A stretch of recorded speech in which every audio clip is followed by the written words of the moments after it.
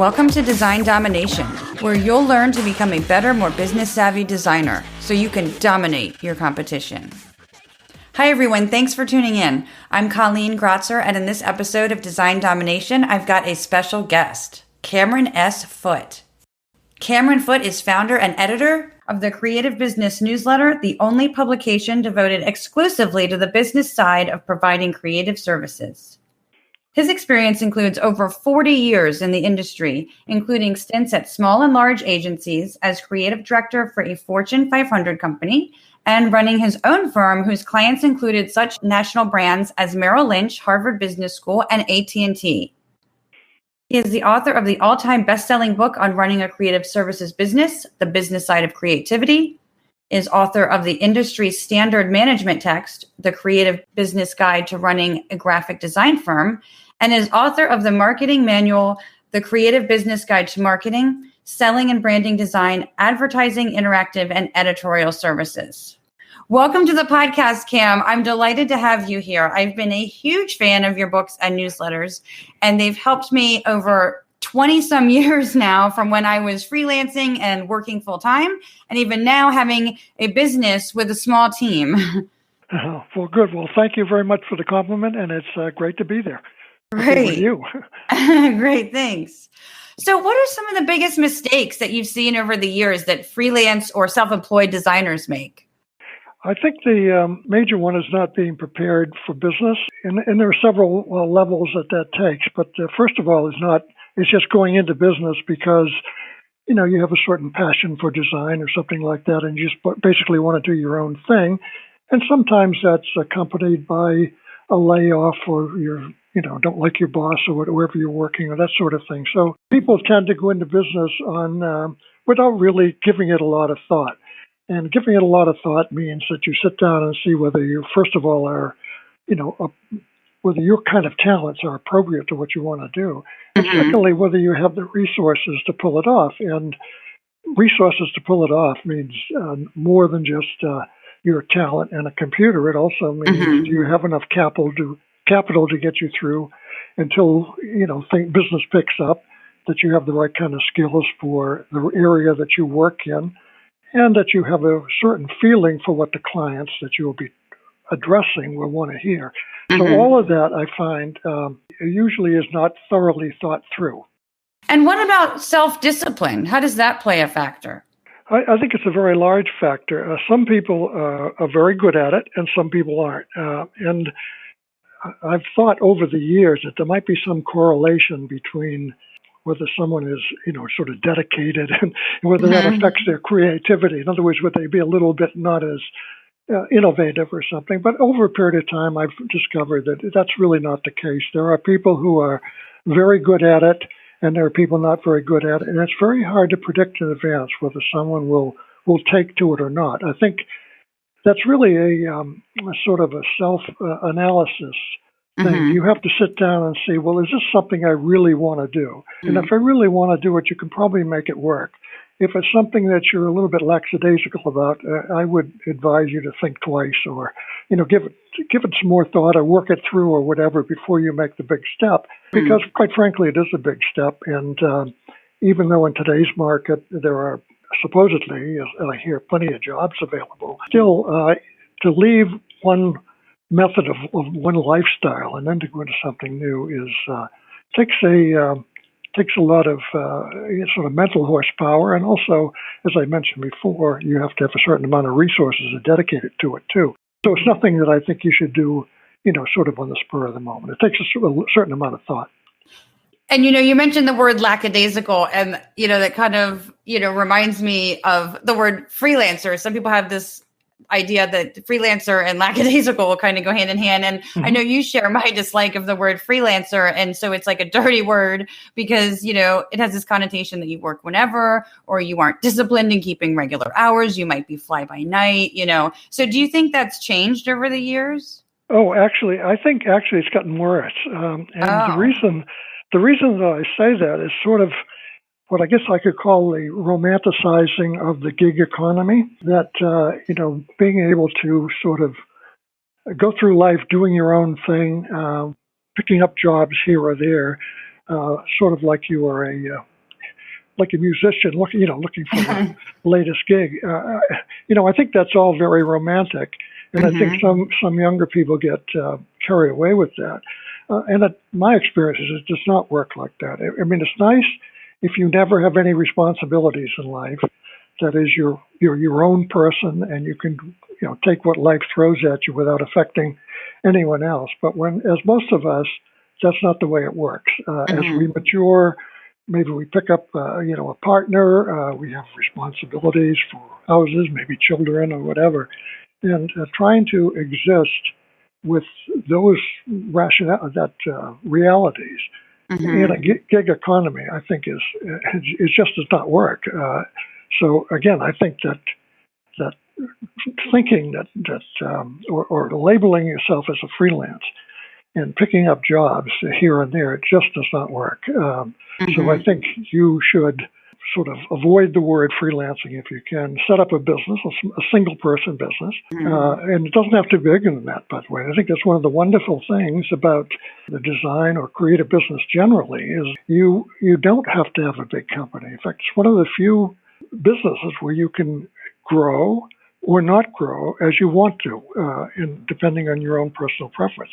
That's very, very unusual in an industry. Most industries have to grow or they collapse. Or I should say businesses in most industries either have to grow or collapse. And that has to do with, whether it's a retail store or whether it's a software development company or whatever, there's a certain amount of momentum that has to be maintained or the business just dies. And one of the things about our business is that's not true. The momentum has to be maintained in the sense of a single person, but you don't have to have 2 or 3 people or 4 people or grow larger or whatever. I know people, myself, I think included at this point, and certainly earlier, where I made a very good living working by myself. I also made a very good living having a small company. So it's doable either way. And I think that's one of the wonderful things, and it's one of the reasons why someone looking at this as working by themselves as a career has a lot of opportunities for them. And how can designers be seen as, partners and consultants to clients rather than just, being a service provider? Well, I think it depends on how you relate to a client. Once again, this gets back to the freelance thing. If the client looks at you as just someone who comes in and does what you're telling them to do, an order taker. Exactly, an order taker. Then you don't have any of the respect that is necessary in order to get bigger clients and more money and so forth. And there are a number of different ways to do that. A lot of it is personal, obviously, how well you relate to a client, but it also relates to your feeling about business and what's your interest in their business. You have to remember that, clients don't call you because they want to give you business. They call you because they want you to do something that helps them. And to the extent that you understand their business, you can help them. If you don't understand their business and make no effort to understand their business, then you can't help them. And that's the mistake that a lot of younger designers, I think, until they get smart and figure this out, they think, well, I'll just come in and, meet somebody and they'll tell me what they want. And I'll go away and I'll do it and bring it back and hopefully they'll like it. Partnering is more than that. Partnering means I understand your business and I want to help your business. And again, there are a number of different ways to do that, but that having that feeling that that's why you're there and you're not there to take orders is very, very important. Right, like the difference between a short order cook and a chef. Yeah, I think that's a good way of putting it, exactly. So, and I think it's really important, I think you're seeing less of a short order cook and more of the chef, the way in which you present your work too. So what do you think is vital when a designer is presenting their work and getting constructive criticism from the client?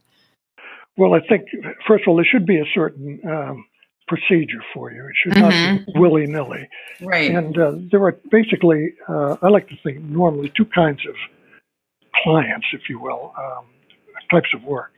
The first is someone who essentially knows what they want, and you're going in and you want to show them what you've done for other people similar to that, and you want to ask them what they, what specifics of what they need and so forth. That's one way, which is really more of a portfolio presentation. Another way, which is a bigger job, which is really what I would call more of a process presentation, which is the client is really interested not so much in what you did before, but how the way you are going to work with them. And that is to explain your process to them. At first you do this, step number one, then step number two, step number three, and so forth. So it depends to some extent on the size of the client and the type of work that they're looking to you for. Do you think specializing is a way that you can, be seen by the client in a better light? This is one of those things with pros and cons. Right. First of all, it depends on you and what you want to do. So you should not specialize if you don't want to specialize in a certain industry. In other words, if you're not, really very, very interested in that business or industry. That's number one. And then number two, you have to look at the market too. Now, right now, there is a lot of emphasis on specialization because this has come about with the growth of digital design and all, in particularly social media. So there are people who are more specialized now than they were in the past.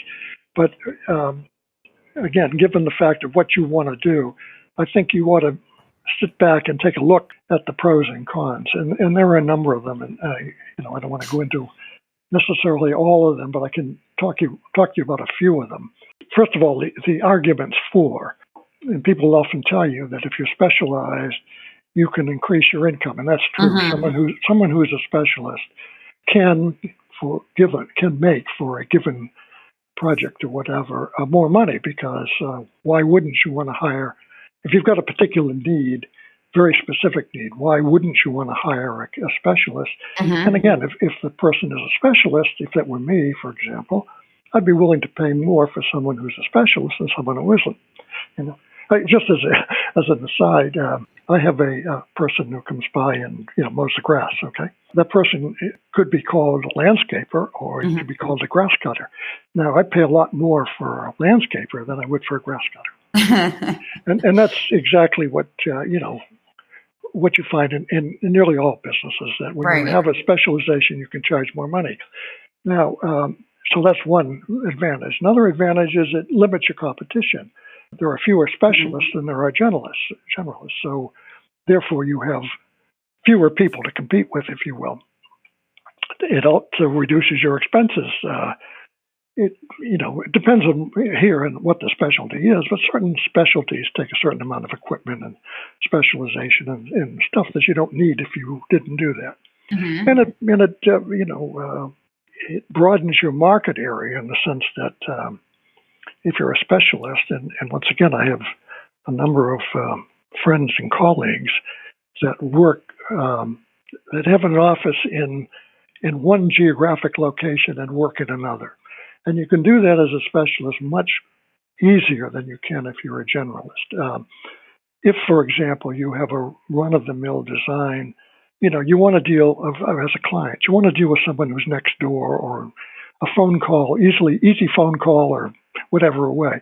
You don't want to deal with someone who's a long ways away. On the other hand, if you're a specialist, this particular expertise, clients will call you if you're 100 miles, 200 miles away. They'll pay for the expense of you getting there for your specialization. So it does broaden your market area. And then, of course, again, there's higher level of opportunities to specialists do things which generalists don't generally. Okay, now in terms of why you should think against it, it increases why you wouldn't want to do this, because it increases your short-term vulnerability. And I can give you several examples of this. I won't necessarily go into them, but when you have a certain specialty, you're tied. It's sort of like you've tied yourself to the moon, and if the moon changes, you're out of luck. And I've had, in my own background, I've had a personal experience of that. I'll give you a very short example. Many years ago, I was doing a lot of consulting with financial companies, which were involved in tax beneficial investments. And then, and I had a friend that we worked together as partners. And he wanted me to go into that business full time. And I said, no, I guess I'd rather not do that. And it wasn't like I was thinking ahead with any, forethought or anything. It was just that I basically didn't want to tie myself to one particular type of work. I liked a variety of different types of work. So anyway, I backed out of that. And he went on and did it with himself and another guy. And then about 3 years later, the Congress killed the tax advantages to that kind of business, and the business went away totally. Now, that's perhaps an extreme example. Wow. But I've seen many things like that. I can remember, again, just a long time ago, and it kind of dates me, I suppose, when I had a person that I knew quite well that was put a lot of investment into typesetting type technologies. And of course, that all went away with Apple and digital Macintosh and so forth. So anyway, that's just two examples. But my point is that you have to be very careful that you pick a specialty that is going to be around for a long time, and that's very, very hard to identify. So it does increase your vulnerability in the long term, and also in the short term, and also increases it in the long term. So and then I think maybe finally is to say that once again it depends on what you are good at, and if you can want to do work in a certain specialty, but you have to look at what your particular skills are, and maybe they're well adapted to that, or maybe not well adapted to it. Do you think too that if you do specialize, that it's an easier sell, like you're more likely to get the job? I think it depends on who you're competing against. I would say generally yes. Yeah, but I think the reality of that is if you have a client who calls you and they say they have a certain type of work and they're looking for somebody very, with a lot of experience in that kind of work, and you go in and pitch it, chances are you're going to be pitching it against another client who has a similar type of specialty. So I don't think that makes your selling any easier. Now, if the client was looking at you as a specialist, and everyone else as a generalist, yeah, I would. But I don't think that's usually the way it works. If you specialize in a specific type of work, let's say, you specialize in publication design and you have a client that hires you for that type of work, but then later they want, like maybe a logo design. Should you say, well, I'm only specializing in publication design, even if you could do it, should you? You think that's something where you should refer them to someone else? No, I would do it. I mean, business is business, unless in some way it kept you from another client that, where you could make more money or whatever. But no, I don't think that should be limiting. In fact, I think it works at, it can work for your advantage, because when you're a specialist, usually you work closer to a client. They get to know you better, and therefore they're more trusting of you and probably say, hey, you could do this pretty well, Colleen, so maybe you could do that too. So yeah, I wouldn't turn it down. And once again, in terms of the specialists, I know a number of firms that are very specialized and work in a particular area and are very successful. So it's really what you want to do and where you are and whether you have the skills to do it. Now, I've found too that when you have a process in place, each time that you work with a client on a project, I feel like that really establishes your respect more, with the client. And I know you have a 2-step process that you mention in the Creative Business Guide to Running a Graphic Design Business. And you say clients will be concerned about whether you will be able to give them what they really want. You will be concerned about whether the clients will let you give them what they need. And and then you've got, your 2-step process involves assignment basics and a creative review. Could you go into that a bit? Yeah. Assume, you walk into a client, they look at you and they don't know what to expect. Maybe they have some idea, but they really don't know. And there's a certain amount of skepticism that comes with that. You have to remember that you're dealing with a business person. And in nearly everything else they buy, they know in advance pretty much what it's going to be. In other words, if they're going to go out and buy a new printer for their office, they look at the specifications and judge one against another and so forth, then make a purchase. When they're purchasing a creative project, they don't know. Basically, they know they have certain parameters, but they don't know how it's going to come out.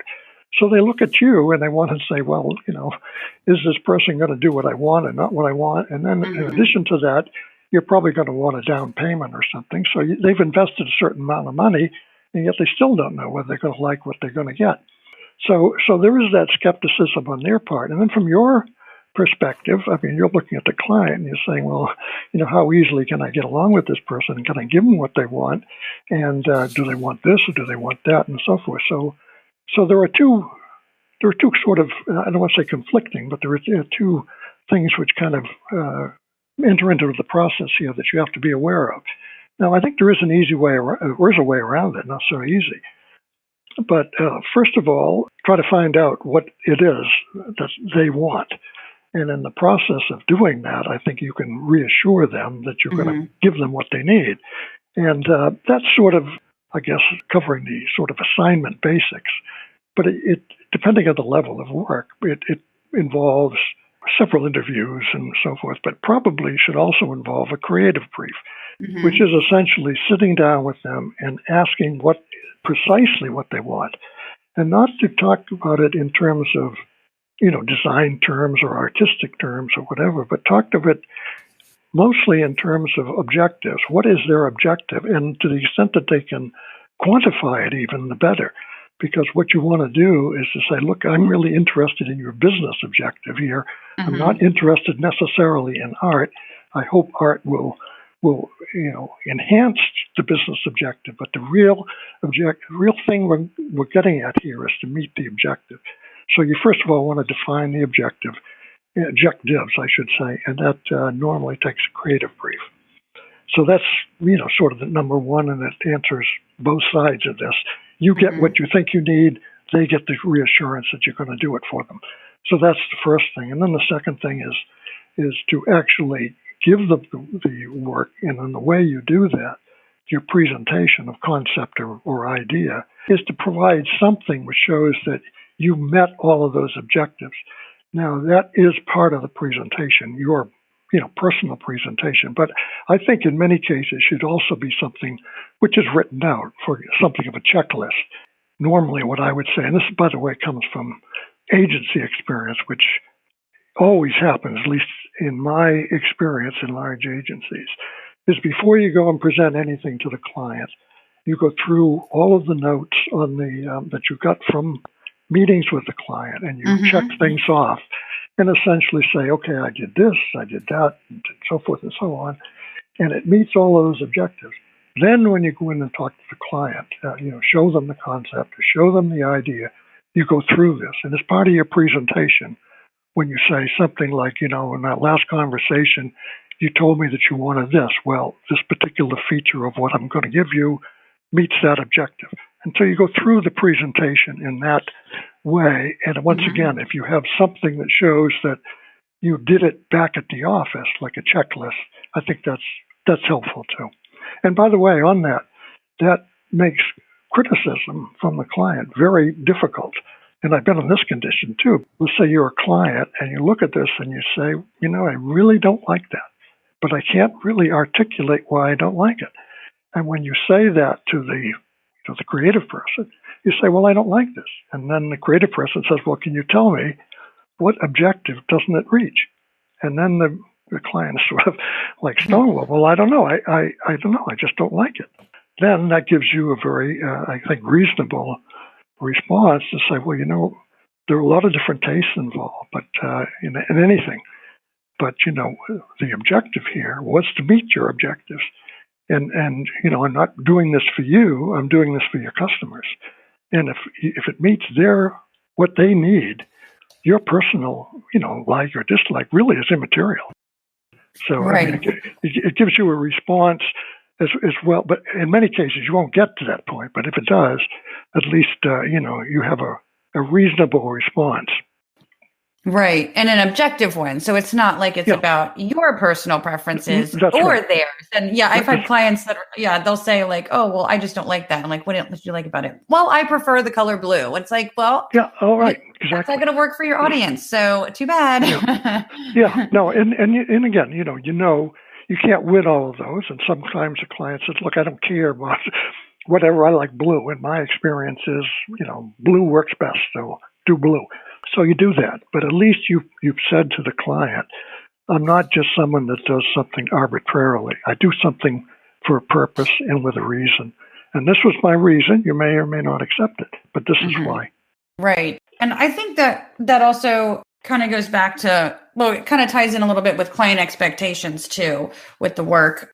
There's other client expectations in turn, like that don't have to do with work, that have to do more with like, your process or your availability. And, I know a lot of people when they're first starting out, they take any work that comes with them from any client. And I was very guilty of this too, where you put up with clients that treat you poorly for the money, and you might do it for a very long time, and you got some that may not treat you poorly in an outwardly disrespectful way or an abusive way, but they think they own you. They think that you're like working 24/7 or on weekends, and they want to pick your brain. They want to make so many changes. And what kind of advice do you have for younger designers that would be going out on their own and dealing with that, or to how to prevent that kind of stuff?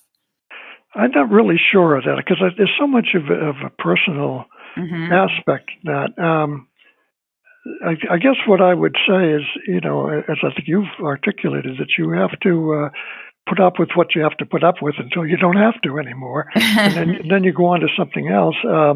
But there are a certain number of clients that big clients, small clients, long time, short time, who basically look at you and say, you're a vendor and I'm the boss here, and I'm going to kind of rule the show. They're the kind of people they are, and you can work with them as long as you have to, but at some point, I think the answer to that is that you got to find clients that respect you, and on that, I guess I would say that. Further, that you have to push back. Now, how much to push back, that's always the issue, but you have to push back. If you let clients push you around, they lose respect very quickly. And I think you have to, in many cases, go right up to to the end, walking out the door, say, look, I'm sorry, but this is the way it should be done, or I can't take this or whatever. But and you'll find in many cases when you push back, it works. And again, I've had personal examples of this where I can remember once. This is honestly a CEO of a fairly substantial company saying to me, "Okay, stop it. I didn't mean it that way." When I took offense at and there is a certain. I don't have an MBA, but I have a good friend that once, when I was discussing this with him, and he said, there is a certain management theory about that. And I said, no, really? He said, yeah. I mean, that is that, you push very hard until someone pushes back, and that's a way that you test the veracity or the quality or whatever of what they're telling you. That's your test. If, you keep pushing them until they push back, and then you say, okay, that person is honest and believes strongly in their point of view, and therefore they pass the test. Interesting. Yeah. And again, this is not anything in my educational background, but someone who had this told me that this is a fairly common, business school type discussion. Well, just one thing maybe I should say, which kind of goes back to the beginning about, how to get in the business and stay in the business and be profitable in the business and so forth. Is that the thing that I found with nearly all people getting into the business is that they assume that, and maybe this is human nature, they assume because they've got the talent that they have and the desire that they have, it's not that business will walk in the door, but that they don't have to work very hard to get it.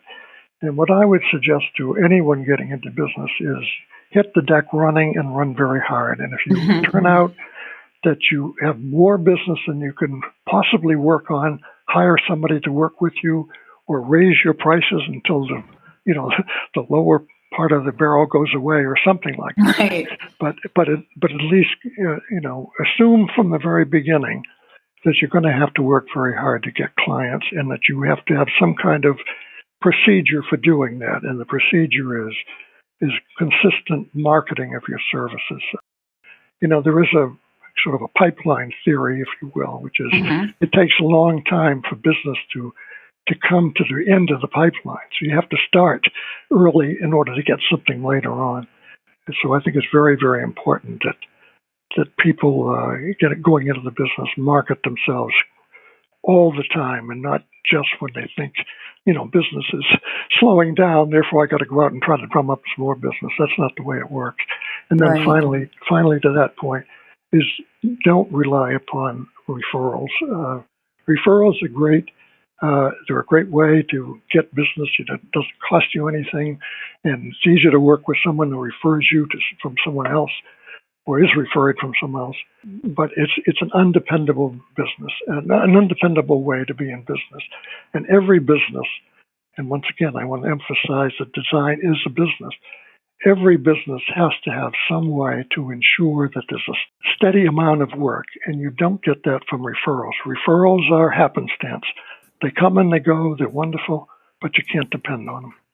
And you don't want referrals from bad clients to more bad clients. No, well, that's true. Yeah, and not only that, to further to that point, even referrals from good clients, the person getting the referral often says, well, since Sam, at XYZ company referred me, these people aren't, they don't have any marketing, so therefore I don't have to pay as much for them as I would have to pay for somebody that came in unreferred from outside. So it works both ways. And I've also had clients from the past, from many years ago, where they paid a much lower rate for something, refer somebody like years later, and then they're expecting to pay like that same rate. I'm like, yeah, no, things have changed. Yes, exactly. Yeah, exactly. Yep. You have several books, and you've got your newsletter, and all of this can be found at creativebusiness.com. And I just have to say, it's been an absolute honor to have you on the podcast. And like I said, I've been a fan for 20-some years, and your books and your advice and your newsletter have helped me so many times and still continue to do that. So I can't thank you enough. Well, it's been my pleasure, and thank you very much for thinking about me.